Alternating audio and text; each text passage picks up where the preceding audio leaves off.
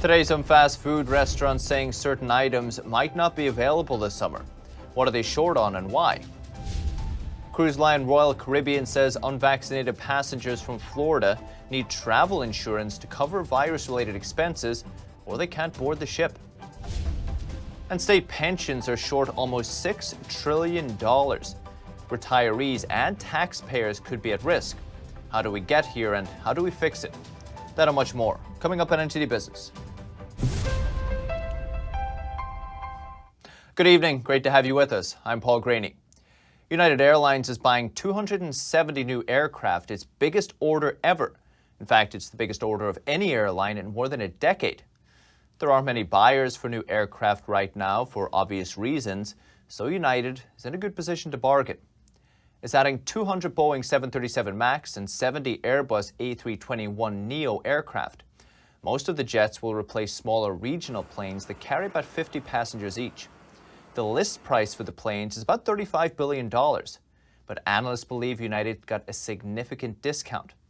The move comes as demand for leisure travel is nearly back to pre-pandemic levels, but business travel is more lucrative for airlines. That is still lagging.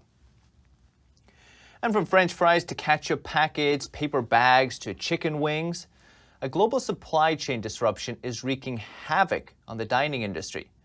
That means some items may be temporarily off the menu this summer. Conway G. Gittins has more.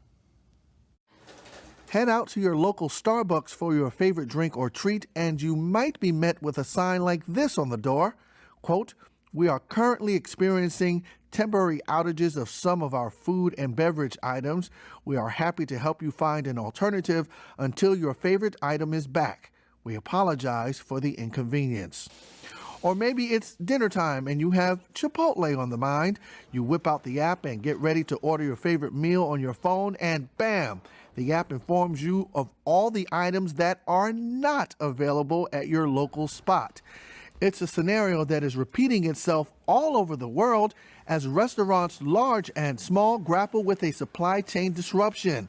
With the world's economies seemingly opening up all at once, demand is outstripping food and food-related items, leading to a shortage ranging from the mundane, like paper bags, to a fan favorite, chicken wings.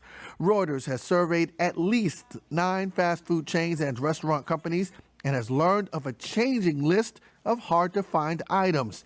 In New York, a Subway location was missing a shipment of roast beef, rotisserie chicken, ketchup, and spicy mustard.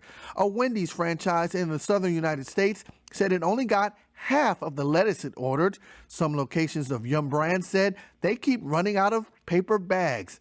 In South Korea, it's French fries. Global demand has bounced back so quickly that food producers can't keep up. Neither can the shipping companies, and that's leading to further hiccups. One local restaurant owner told Reuters the upheaval has impacted, quote, "every single product we sell." And the problem is likely to get even worse. Supply bottlenecks could continue, quote, well into 2022. St. Louis Fed President James Bullard warned last week. The shortages are just one more headache for the restaurant and food service industry, which is already grappling with labor pains. Employees are quitting and newer employees are hard to find. And that's a big problem as a smaller workforce faces irate customers who don't understand why there are no packets of ketchup to go along with an order of fries. And a big win in court for Facebook. A judge just threw out an antitrust lawsuit filed by the Federal Trade Commission. It wants to break Facebook up, but apparently couldn't prove Facebook has a monopoly in social networking. The FTC claimed Facebook violated anti-monopoly laws by buying startups, including Instagram, and by not allowing other companies to plug into their services. The judge didn't agree, but the fight continues. The judge will allow the FTC to file an amended complaint. Right now, though, it's a big win for Facebook, whose share price rose more than 4% on the news. That pushed the company's market value to over $1 trillion, a record high. And Amazon is another company facing monopoly complaints. Some say it abuses its dominant market position. It denies the claims, of course, but news that it pressures suppliers into selling part of their company to Amazon for below market value in exchange for big contracts might raise some eyebrows. NTD's Evelyn Lee reports. For suppliers that want to work with Amazon, there is sometimes a catch. That's according to a new Wall Street Journal report. Amazon strikes deals that include the right to buy the company's stocks in the future for potentially steep discounts and under market value. The tech giant's stake and potential stakes reportedly amount to billions of dollars across companies. Those include all kinds of businesses, from call center services to natural gas companies. And in some cases, Amazon is among the top shareholders. This offers more insight into how the giant increases its wealth and influence. The company has faced growing scrutiny over the years, and in October, U.S. Antitrust Subcommittee concluded that Amazon had monopoly power. But for suppliers, those deals can be beneficial. They sign a contract that oftentimes boosts their share prices. Some executives said they agreed to the terms, not wanting to risk a major contract with the giant. Last year, grocery distributor Spartan Nash also entered such a contract. It gives Amazon the right to purchase around 15% of its stock. Amazon will also be notified of takeover offers and get a 10-day window to offer a counterbid. Evelyn Lee, NTD News. And the cruise line vaccine saga continues in Florida. Now, if you're unvaccinated, Royal Caribbean wants proof of travel insurance. In Florida, you're not allowed to ask for proof of vaccination, but that makes it tricky for cruise operators. Federal health regulators require them to show a majority of passengers and crew are vaccinated before they set sail. The proof of travel insurance policy comes after 2 unvaccinated teenagers tested positive on one of the company's cruise ships last week, and 2 others were infected on another cruise earlier this month. Sailings on its new Odyssey of the Seas ship were also delayed after crew members tested positive. But cruise ships are still sailing in the U.S. again, and after sitting idle during the pandemic. Cruises might not be the same as they were before the pandemic, at least for now. NTD's Phil Zoe has what you need to know.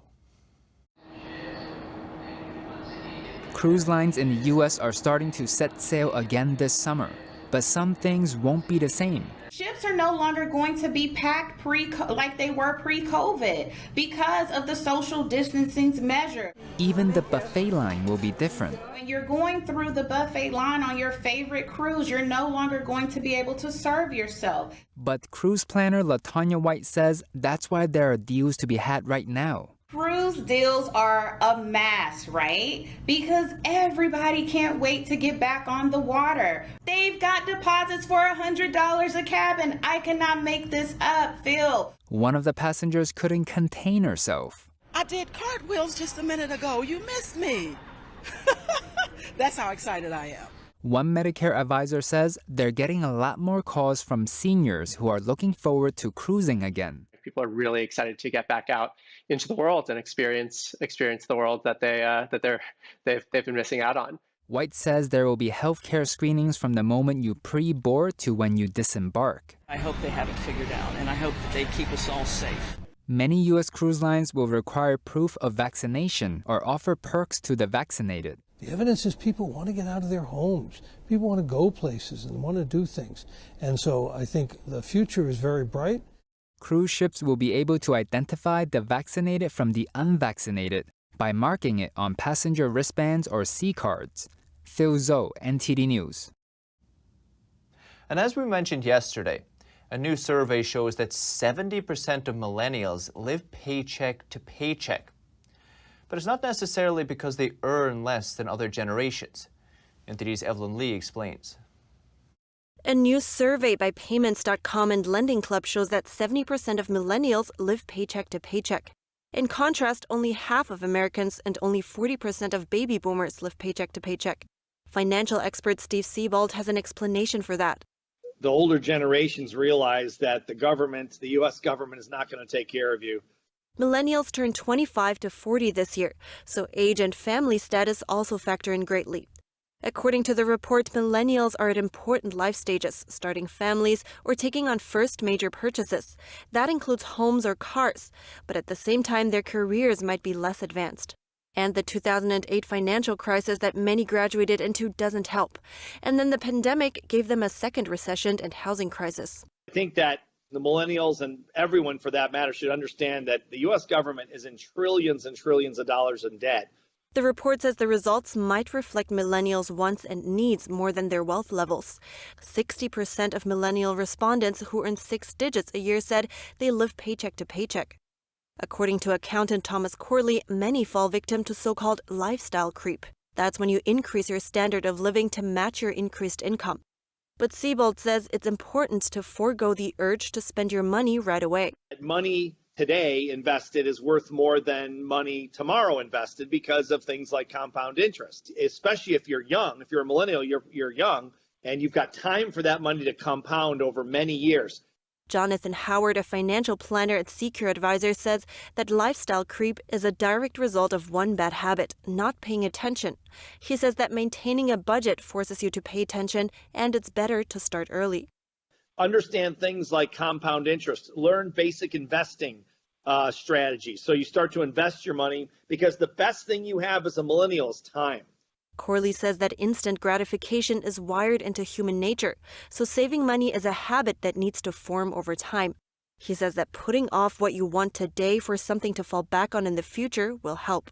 Evelyn Lee, NTD News.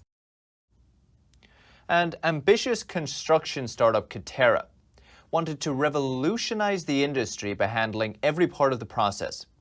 But its strategy backfired. Now it's filing for bankruptcy, squandering over $3 billion along the way.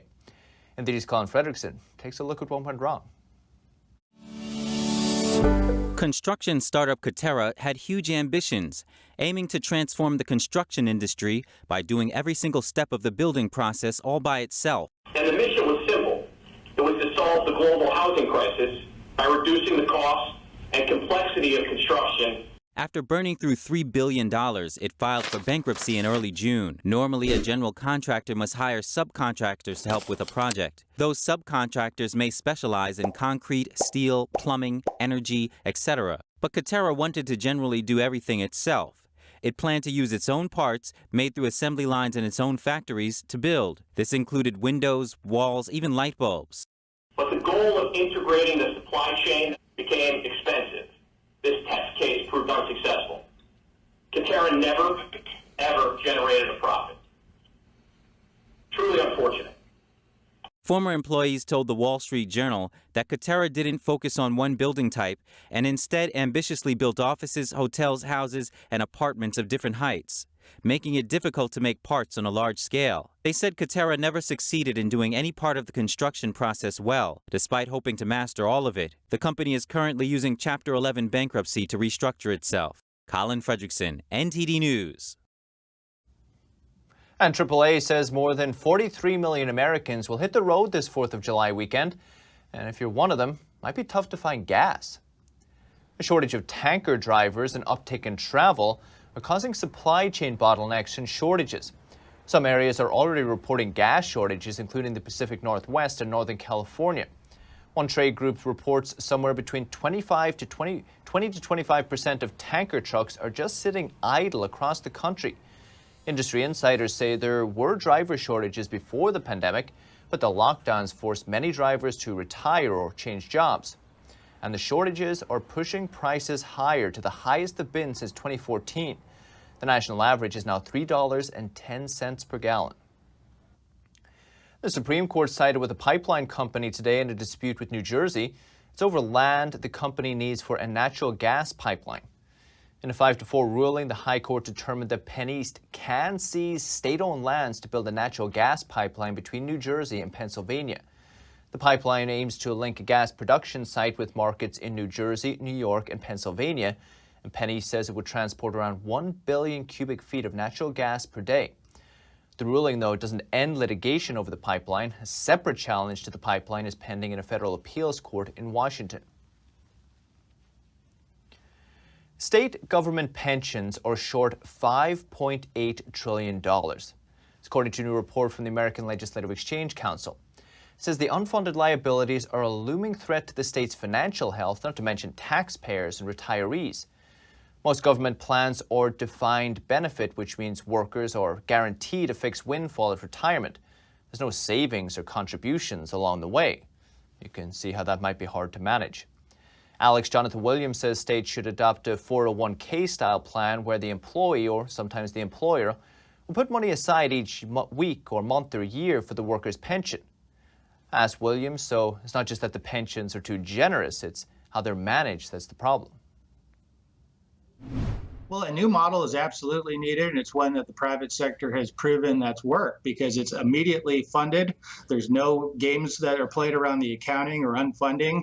But then also, I think there is a fairness question for those that work in the private sector that defined benefit model is a thing of the past, maybe for their parents or their grandparents' generation, because the private sector actually follows real accounting. They need to make the payments when they make the promises. Governments have gotten very lax because of bad accounting rules that governments are allowed to use. And so I think there's a real fairness question, though, to say, why is it that we're being asked to pay more for taxes? And if we don't even have a pension, but we're using these extra tax dollars to pay for these state and local workers' pensions, which in many cases are very generous compared to what is allowable or is received in the private sector. So absolutely, there's a fairness question, but there's also an honesty question around how accounting happens. And there's a real question about financial sustainability. And that's why we're such big fans of what states are doing and really innovating and looking at this model of 401ks for new hires.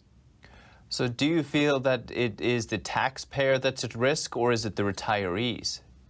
Yes, I think the answer is absolutely yes, unfortunately, to both of those questions. And that is, if something's not done, we're getting to a place with these massive unfunded pension liabilities in the range of nearly $6 trillion now, that if reforms are not made successfully at the state and local level, retirees will be at risk, current workers will be at risk, and taxpayers will be at risk in the form of higher taxes. Nobody wants any of those scenarios where any promises are taken away from workers or retirees, or people's property taxes or income taxes have to go up to pay for these very generous benefits. That's why kind of the rethinking of the model is the best approach for everyone across the board. Do you see, looking at each of the individual states, are these reforms happening? Are they going to happen fast enough, or? Well, they are happening, and the successes, I think, that have been shown in places like Utah, which has kept unfunded liabilities low because of reforms a decade ago, and Michigan, as I referenced earlier, they've saved billions off of their unfunded liabilities by transitioning just new hires back in the 1990s. And then in recent weeks, actually, Paul, there was a big win for taxpayers and workers in Texas, where Texas lawmakers, as they just adjourned their regular session, are transitioning to more of a hybrid model for their pension system going forward. And so a big state with massive unfunded liabilities in the state of Texas is now transitioning. So I think we are seeing a real change in philosophy going forward. Well, lawmakers realize the status quo is untenable, reforms need to be made, and they're being made in states, whether they're really Republican and conservative states, or they're more moderate states, and even some Democrat-led states are looking at ways to shore up the pension plans and make reforms for new hires. So I'm very optimistic going forward we'll see more of this approach. Are there any states that are resisting reform? Well, unfortunately, there are, and there's a lot of vested interests there, whether it be government employee unions in many cases are fearful of some of the reforms, and they organize against a lot of these reforms. That's an unfortunate reality of just the real politics of the situation. But there are encouraging examples. I think there are probably too few at this point, given the numbers that we're talking about today of nearly $6 trillion of unfunded liabilities in this new ALEC report. There needs to be more states taking the approach of Michigan and Oklahoma and Utah and Texas, but we'll see. I think in the future, as markets are more volatile, and in fact, if we have any kind of correction in the current equities market, which obviously with inflation and some of the other pressures that we're seeing right now in the broader economic trends, that will only add additional pressure, I think, for legislators to address this issue, even where there is some resistance. Jonathan Williams, ALEC. On Wall Street, the Nasdaq closed at another record high today. It added 28 points, 0.2%. The Dow rose just 9 points, and S&P 500 pretty much unchanged for the day. Investor Cathie Wood wants to create a Bitcoin exchange-traded fund, or ETF. Her company ARK Invest is trying to cash in on investors' growing interest in crypto. ARK is working with 21 shares. Wood's ARK Innovation ETF was the top-performing U.S. equity fund last year, and she's been a vocal advocate of Bitcoin. Bitcoin is well down from its April peak, though, currently sitting around $36,000. The SEC hasn't approved anyone's Bitcoin ETF yet. Britain's house prices are soaring, and it's expected to continue as tax breaks remain in place. NTD's Patrick Hayden in London has the story.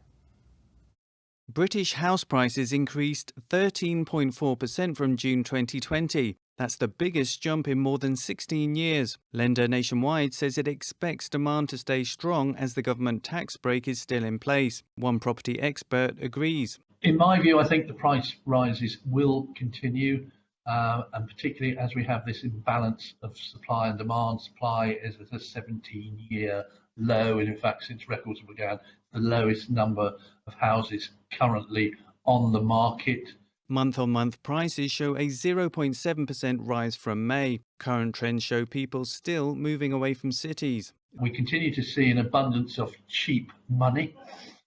So mortgage rates at an all-time low. But I think also the pandemic has given people an opportunity, if that's the right word, to reconsider where they live and the type of property that they live in. The reduction in office usage in city centres means that some offices are being reclassified as residential spaces. And having spoken to government about this, they are very much engaged that when this happens, and it will happen, because people are not going to go back to 40,000 square feet offices ever again, probably, that there is a balance of commercial use and residential use. With the UK's current tax break, you don't have to pay tax for about the first $700,000, but that ends Wednesday. It will be replaced by a tax break of nearly $350,000, and that will last until the end of September. Patrick Hayden, NTD News, London. Still to come. Soon it'll cost you even more to use Venmo. The payment app is raising fees for instant transfers, so how much will they cost? And a space-themed ETF adds UFO interference as a possible risk. It's because of the government's recent UFO report. That and more after this short break.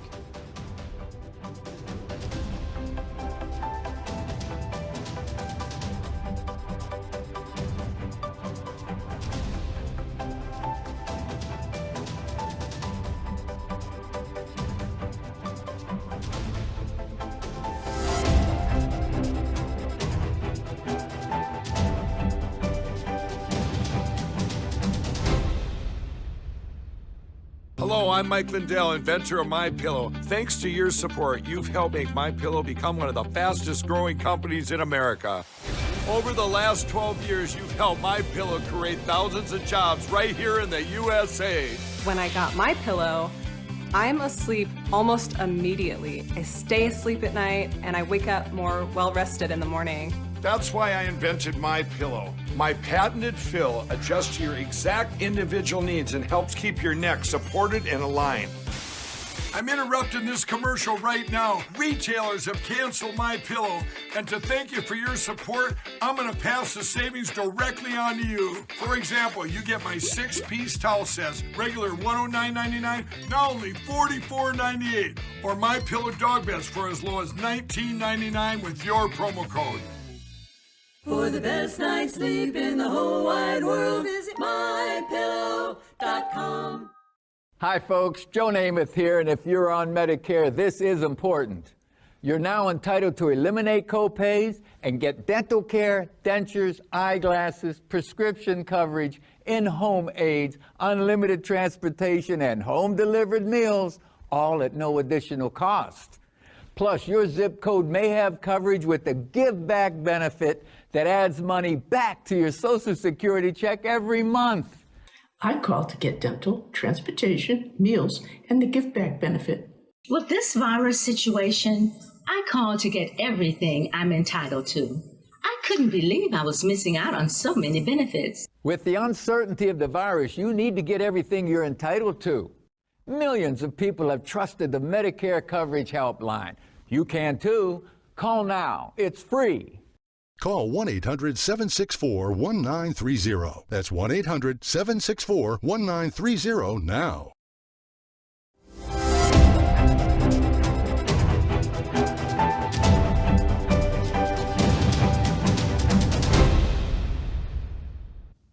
Welcome back. Using Venmo will soon cost you more. The peer-to-peer payment app is raising the cost of instant transfers by 0.5% starting early August.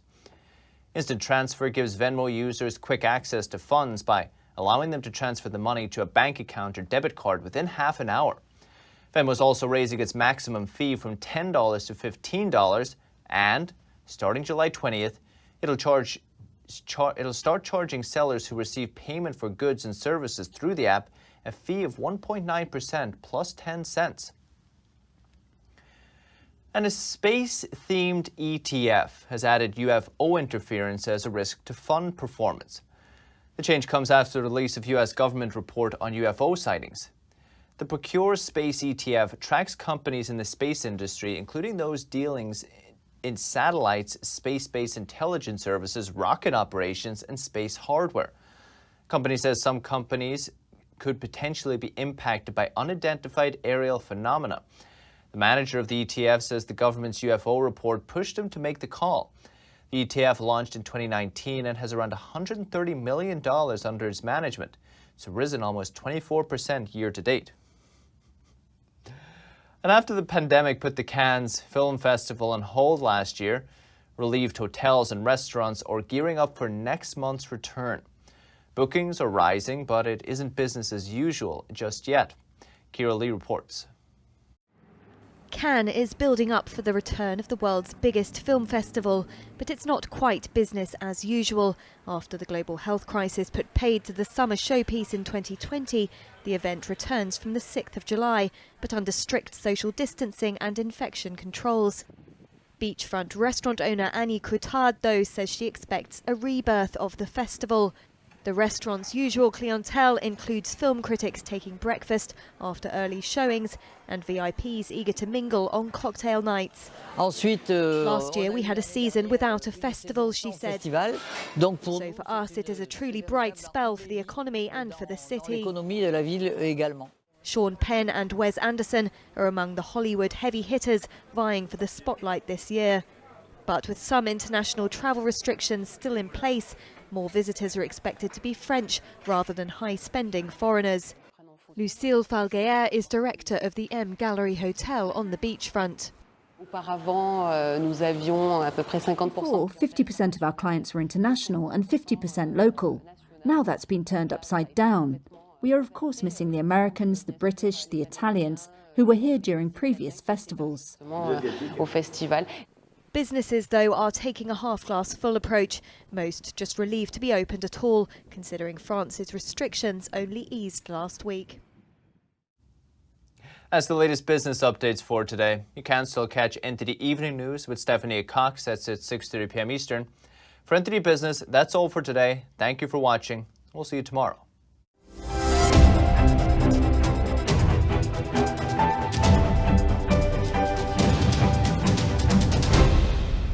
We have a new channel. Subscribe to us on YouTube at NTD News.